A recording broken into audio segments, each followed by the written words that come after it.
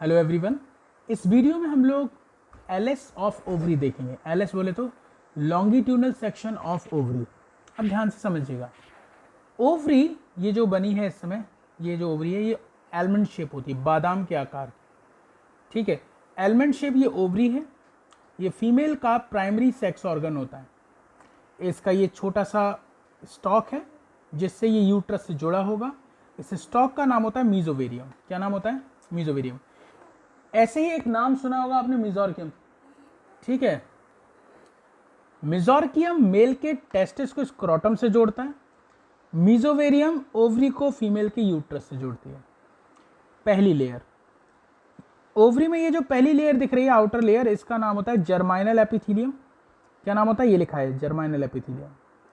उसके नीचे एक और लेयर है, इसका नाम है ट्यूनिका एल्विजीनिया। क्वेश्चन आता है tunica albuginea found in testis, ovary और बोथ, तो बोथ आंसर लगाएंगे।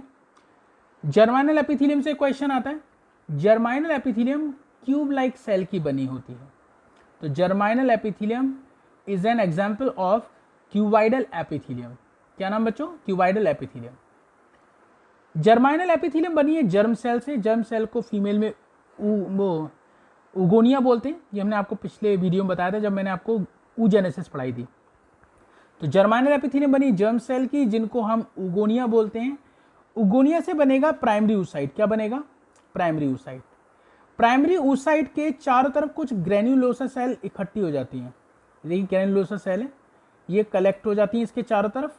अब ग्रेन्युलोसा सेल और प्राइमरी oocyte, इन दोनों को मिलाकर हम कहते हैं प्राइमरी फॉलिकल। पीछे आइए एक बार फिर से देखिए, ये प्राइमरी oocyte है जो कि जर्म सेल से बनी है, यानी उगोनिया से बनी है। फिर प्राइमरी oocyte के चारों तरफ ग्रेन्युलोसा सेल इकट्ठी हो जाती हैं और दोनों को मिला के हम बोलते हैं प्राइमरी फॉलिकल। फिर प्राइमरी oocyte के चारों तरफ और ग्रेन्युलोसा सेल इकट्ठी हो जाएंगी, तो ये प्राइमरी फॉलिकल से क्या बन जाएगा? Secondary follicle. फिर थोड़ी और कलेक्ट हो जाएंगी, नाम हो जाएगा टर्शरी फॉलिकल। तो यहां से लेकर यहां तक क्या है? Primary oocyte। क्या है बच्चों? Primary oocyte। अब क्या होगा? प्राइमरी oocyte अब कन्वर्ट हो जाएगा सेकेंडरी oocyte में। किसमें कन्वर्ट हो जाएगा? सेकेंडरी oocyte में। और इसके चारों तरफ बहुत सारी लेयर्स बन जाएंगी और इस स्ट्रक्चर का नाम होगा MGF, मैच्योर ग्राफियन फॉलिकल। अब इन लेयर्स की बात कर लेते हैं। ये सेकेंडरी oocyte है, आप देखिए डायग्राम में। अब इसको थोड़ा मैं बड़ा करके दिखाता हूँ। ये सेकेंडरी oocyte है, इसके चारों तरफ पहली लेयर जो है उसका नाम है जोना पेलिसिडा। याद रहे, सेकेंडरी oocyte के चारों तरफ जो क्लोजेस्ट लेयर है उसका नाम पूछते हैं, आप बताएंगे जोना पेलिसिडा। और ये नॉन सेलुलर लेयर होती है, मतलब सेल्स की नहीं बनी होती है। तो question, closest layer zona pellucida, non cellular layer तो भी जोना पेलिसिडा। इसके बाहर ये कुछ सेल्स हैं, ग्रेन्युलोसा सेल की बनी हुई एक लेयर है, इसका नाम होता है कोरोना रेडिएटा। क्या नाम होता है? Corona radiata. फिर इसके बाहर एक और लेयर है, इसका नाम है मेम्ब्रेनस ग्रेन्युलोसा। और उसके बाहर दो लेयर है जो मैंने डैश डैश करके दिखाई हैं। ये जो दो लेयर है, इनमें सबसे बाहर वाली का नाम थीका एक्सटर्ना और उसके अंदर वाली थीका इंटरना। तो बाहर से अंदर की तरफ चलेंगे, पहले थीका एक्सटर्ना, फिर थीका इंटरना, फिर मेम्ब्रेनस ग्रेन्युलोसा, फिर कोरोना रेडिएटा। ये लिखा है कोरोना रेडिएटा। और उसके बाद है ये स्ट्रक्चर, इसका नाम है जोना पेलिसिडा। ये चार लेयर होती हैं सेकेंडरी oocyte के चारों तरफ, और इस स्ट्रक्चर का नाम होता है MGF, मैच्योर ग्राफियन फॉलिकल। ठीक है, मेम्ब्रेनस ग्रेन्युलोसा कोरोना रेडिएटा के बीच में एक स्पेस होता है। ये स्पेस एक तरह की कैविटी है। इस कैविटी का नाम पूछा जाता है, आंसर देंगे आप atria. Corona radiata corona radiata membranous granulosa से एक स्ट्रक्चर से जुड़ा है और इस स्ट्रक्चर का नाम है क्यूमुलस ऊफोरस। क्या नाम है? क्यूमुलस ऊफोरस। इसी का एक पार्ट होता है डिस्कस प्रोलिगेरस। क्या नाम है? डिस्कस प्रोलिगेरस। वो आपको बुक्स में लिखा हुआ दिखाई देगा। ठीक है, तो ये हो गया MGF। ठीक है, यहां बन गया। अब वापस आइए। सबसे पहले प्राइमरी oocyte, ग्रेन्युलोसा सेल इकट्ठी हुई बना primary follicle, secondary follicle, tertiary follicle और finally mature Graafian follicle. Mature हो गया ये फॉलिकल। अब देखें, फीमेल में एक रिप्रोडक्टिव साइकिल होती है, उस साइकिल का नाम होता है मेंस्ट्रुअल साइकिल। ये आप 10th क्लास में पढ़ चुके हैं।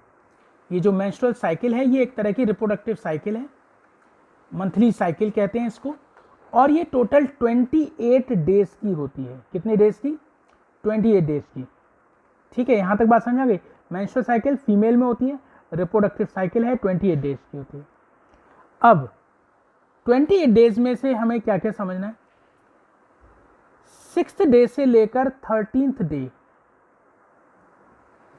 6th डे से लेकर 13th डे क्या होता है? यहां से लेकर MGF तक का डेवलपमेंट, यहां से लेकर MGF तक का जो डेवलपमेंट है वो छठे दिन से 13वें दिन तक चलता है, 6 से 13th डे तक। 14th डे पर ये MGF रप्चर हो जाता है। MGF रप्चर होता है, ओवरी की वॉल रप्चर होती है और इसके अंदर का जो सेकेंडरी oocyte है वो बाहर आ जाता है। फिर से समझिए, यहां से लेकर यहां तक का जो काम है वो छठे से 13वें दिन तक चलता है। फिर 14वें दिन पर ये MGF रप्चर हो जाता है, ओवरी की वॉल रप्चर हो जाती है और अंदर से सेकेंडरी oocyte बाहर आ जाता है। जब ये सेकेंडरी oocyte बाहर आएगा तो ये केवल 2 लेयर के साथ बाहर आता है। सारी की सारी लेयर अंदर रह जाती हैं। कौन सी लेयर अंदर रह जाती है वो भी मैं आपको बता देता हूँ। Theca externa, theca interna, membranes granulosa अंदर रह जाती है। कोरोना रेडिएटा ये जो बची है ये वाली, और जोना पेलिसेरा बची है जो ये वाली। इन 2 लेयर के साथ ये सेकेंडरी oocyte बाहर आ जाता है। ठीक है, इतनी बात समझ में आई? इसको एक बार पीछे से देखते हैं, फिर से देखिए। यहां से लेके यहां तक का डेवलपमेंट छठे से 13वें दिन तक हो जाएगा। 14वें दिन MGF ओवरी टूटेगी, सेकेंडरी oocyte बाहर आएगा, अकेला नहीं आएगा, इसके चारों तरफ 2 प्रोटेक्टिव कवरिंग भी आएंगी, कोरोना रेडिएटा और जोना पेलिसेरा। ठीक है, अंदर क्या रह जाएगा? मेम्ब्रेनस ग्रैनुलोसा और थीका अंदर रह जाएगा। जब ये टूटेगा तो अंदर ब्लड निकलेगा, वो ब्लड का क्लॉट बन जाएगा। क्या बन जाएगा? ब्लड का एक क्लॉट बन जाएगा। अंदर ये जो 2 लेयर बनेंगी, बचेंगी, ये दोनों लेयर एक स्ट्रक्चर बनाएंगी, कॉर्पस ल्यूटियम। क्या नाम है बच्चों? Corpus luteum. कॉर्पस ल्यूटियम 15वें दिन से लेके 28 दिन तक अलाइव रहेगा, मतलब वहीं सस्टेन करेगा, खत्म नहीं होगा। ठीक है, फिर से देख लीजिए। छठे से 13 दिन तक MGF का डेवलपमेंट हो गया। 14वें दिन ये टूट गया, सेकेंडरी oocyte बाहर आ गया, और ये बाहर आके कहाँ चला जाएगा? यूट्रस के पास मैंने फेलोपियन ट्यूब बताई थी, उसके अंदर चला जाएगा। मैं एक बार फिर से दिखा देता हूँ आपको, हल्का सा रिव्यू देता हूँ। ये इस तरह से मैंने यूट्रस बनाया था, इधर फेलोपियन ट्यूब बनाई थी इस तरह से, यहाँ पे मैंने ओवरी दिखाई थी। याद आ रहा है कुछ? ये ओवरी से सेकेंडरी oocyte आएगा बाहर, ओवरी से सेकेंडरी oocyte आएगा बाहर फीमेल की बॉडी कैविटी के अंदर, और बॉडी कैविटी का नाम होता है सीलोम। जब ये बाहर आएगा तो इसका नाम हो जाएगा सीलोमिक एग। क्या नाम होगा? Coelomic egg. फिर ये सीलोमिक एग को कौन रिसीव कर लेगा? ये फेलोपियन ट्यूब, और ये यहाँ आ जाएगा। ठीक है, ये कब हुआ? 14th day. ठीक, ये तो यहाँ से आके यहाँ चला गया, अब यहीं पड़ा हुआ है, इसके बारे में बताऊंगा आगे, पहले बात समझिए। अंदर क्लॉट बना है और बची दोनों लेयर से कॉर्पस ल्यूटियम बना है। कॉर्पस ल्यूटियम ल्यूटिन पिगमेंट की वजह से येलो कलर का होता है। कॉर्पस ल्यूटियम ल्यूटिन पिगमेंट की वजह से येलो कलर का होता है। ठीक है, ये 15वें से लेके 28वें दिन तक ऐसे ही रहेगा। ठीक है, और 28वें दिन के बाद ये खत्म हो जाएगा और एक स्पॉट लाइक स्ट्रक्चर बन जाएगा, नाम होगा कॉर्पस एल्बिकेंस। ठीक है, कि नॉर्मल साइकिल में ऐसा ही होता है। अब एक दूसरा केस, ये सेकेंडरी oocyte यहां चला गया फेलोपियन ट्यूब के अंदर।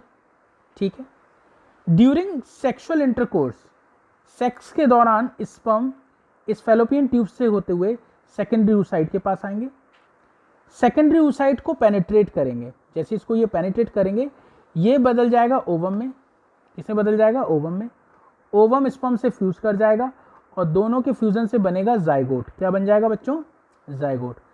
और जाइगोट एम्ब्रियो बनाएगा और वो एम्ब्रियो इस यूट्रस में यहां पर आके अटैच हो जाएगा। ठीक है, फिर से समझिए। ओवरी से सेकेंडरी oocyte बाहर आया था, ये सेकेंडरी oocyte कहां चला गया? फेलोपियन ट्यूब में। कहां चला गया बच्चों? फेलोपियन ट्यूब में चला गया। अगर फीमेल सेक्सुअल इंटरकोर्स करती है तो स्पर्म अंदर आएंगे और ओवम से फ्यूज कर जाएंगे। लेकिन अगर ये 14th डे वाले दिन ही सेक्स हुआ है तब, क्योंकि ओवम 24 घंटे तक अलाइव रहता है। अगर इस समय पर स्पर्म आ गए तो ये फ्यूज करके जाइगोट बना लेंगे, और जाइगोट का बन जाना समझ लो प्रेगनेंसी कंसीव हो गई है।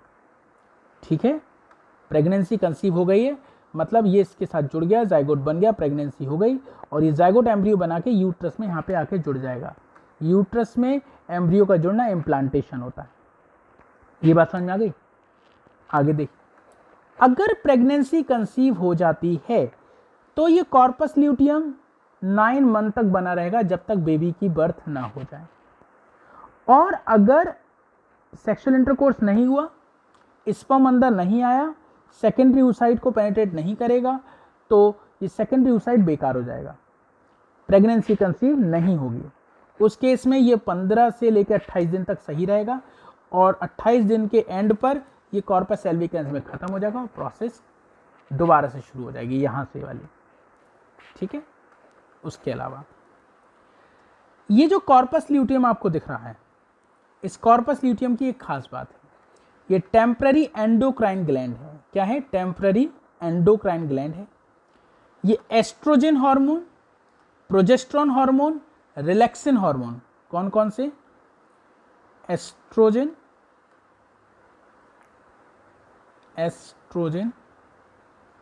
प्रोजेस्टेरोन और रिलैक्सिन, 3 हार्मोन बनाएगा। एस्ट्रोजन फीमेल सेक्स हार्मोन होता है। प्रोजेस्टेरोन को प्रेगनेंसी हार्मोन कहते हैं। क्यों?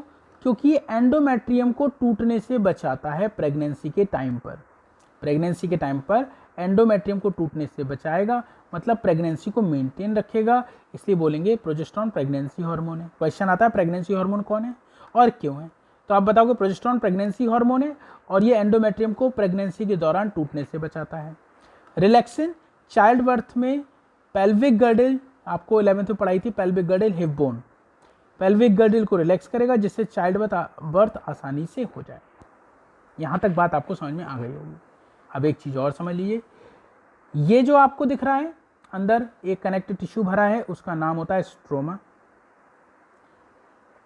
ठीक है, स्ट्रोमा का बाहर वाला जो पार्ट है उसे कॉर्टेक्स कहते हैं, अंदर वाला जो होता है उसे मेड्यूला कहते हैं। क्वेश्चन आता है ग्रेन्युलोसा सेल किससे रिलीज होती हैं, कौन बनाएगा, तो आप बताओगे स्ट्रोमल सेल बनाएंगे। आई होप ये टॉपिक समझ में आ गया होगा, इसके आगे नेक्स्ट वीडियो में देखेंगे।